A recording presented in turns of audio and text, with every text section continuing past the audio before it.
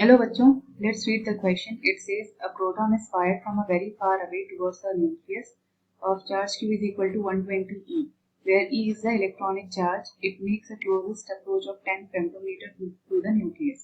The de Broglie wavelength of a proton at its start is. Proton का मास दिया गया है और h by e का रेशियो दिया गया है. तो क्वेश्चन में ये कहा गया है कि क्वेश्चन को डायग्राम के थ्रू समझते हैं.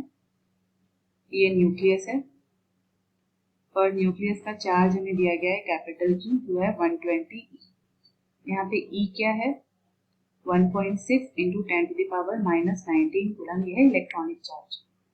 अब एक प्रोटॉन को इंसिडेंट किया गया है, ठीक है, न्यूक्लियस की तरफ. प्रोटॉन का चार्ज क्या होता है plus 1.6 into 10 to the power minus 19 coulomb is equal to E. अब ये ट्रेवल करता है न्यूक्लियस के पास, एक पर्टिकुलर डिस्टेंस तक ही पहुंच पाता है क्योंकि प्रोटॉन भी पॉजिटिवली चार्ज्ड है और न्यूक्लियस भी पॉजिटिवली चार्ज्ड है.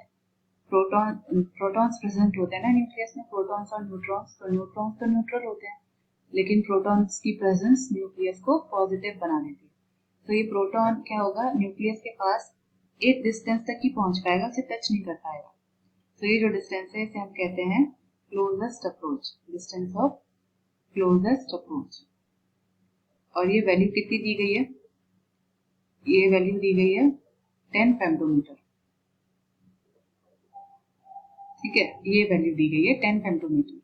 सो हमें बताना क्या है कि जब प्रोटॉन को इंसिडेंट किया गया था तब इसकी डी ब्रोगली वेवलेंथ क्या होगी कि वो 10 फेम्टोमीटर तक अप्रोच कर पाएगा. ठीक है, अब की कॉन्सेप्ट समझते हैं. यहाँ पे की कॉन्सेप्ट क्या होगा, पहला जो एनर्जी है प्रोटॉन की जिससे वो इंसिडेंट किया गया है वो है half mv², kinetic energy of proton. और दूसरा यहाँ पे कूलाम्ब एनर्जी एक्ट करेगी, coulomb force. So distance of closest approach हम कैसे निकालते हैं कि capital Q small q divided by energy E.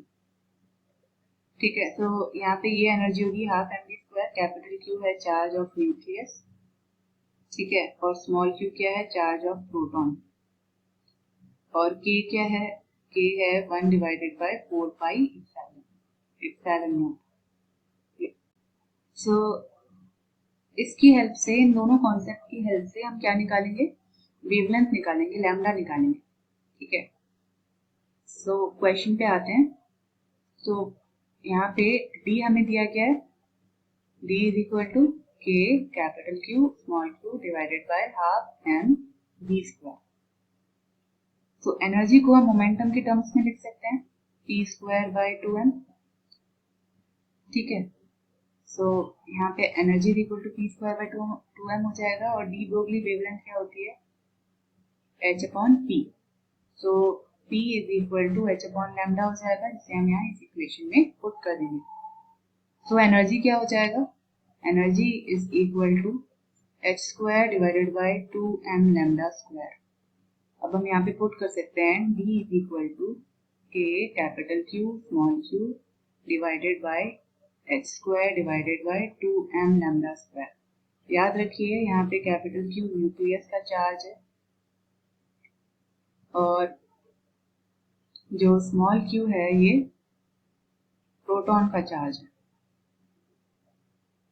ठीक है, लैम्डा हमें कैलकुलेट करना है.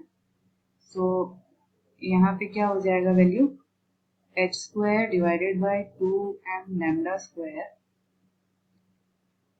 ये किसके इक्वल हो जाएगा k capital Q small q divided bye d. और सिंप्लीफाई कर सकते हैं, लैम्डा निकाल सकते हैं यहाँ से h² डिवाइडेड बाय 2m, यहाँ d, यहाँ k capital Q small q और यहाँ जाएगा लैम्डा इसका होल रूट. ठीक है, अब यहाँ पे Q क्या है प्रोटॉन का चार्ज जो कि E के इक्वल दिया गया है, इलेक्ट्रॉनिक चार्ज के इक्वल दिया गया है. और क्वेश्चन में हमें h अपॉन E की वैल्यू दे रखी है. सो यहाँ से हम कैलकुलेट कर सकते हैं. लेट्स से यहाँ पे क्या किया हमने, एक Q ऊपर मल्टीप्लाई कर दिया और एक Q नीचे मल्टीप्लाई कर दिया. तो h over q is e, h over e का whole square d e divided by 2m k into capital Q whole root. So h over e बाहर आ जाएगा और रूट में क्या बचेगा, d into e divided by 2m k into capital Q. अब b कितना दिया गया है, 10 फेम्टोमीटर यानी 10 to the power minus 15. ठीक है, e तो e रहने देते हैं डिवाइडेड बाय ये रूट में है h अपॉन e बाहर है. ठीक है, 2 मास क्या है, मास ऑफ प्रोटॉन क्वेश्चन में हमें दिया गया है 5/3 into 10 to the power minus 27. तो यहाँ पे हम लिख सकते हैं 5/3 into 10 to the power minus 27. k की वैल्यू क्या होती है, 9 into 10 to the power 9 और कैपिटल Q क्या है 120 स्मॉल e. ठीक है, यहाँ देखिए 120 e दिया हुआ है ना कैपिटल Q, तो यहाँ से e कैंसिल हो जाएगा. अब इसे कैलकुलेट करते हैं, h by e की वैल्यू क्या है 4.2 into 10 to the power minus 15 और रूट में क्या है 10 to the power minus 14 हो जाएगा ऊपर डिवाइडेड बाय, यहाँ पे हम कैलकुलेट कर सकते हैं 3 3 9 हो जाएगा ये. सो 5 2 10 into 10 to the power minus 27 और क्या बचेगा 3 into 10 to the power 9 into 120.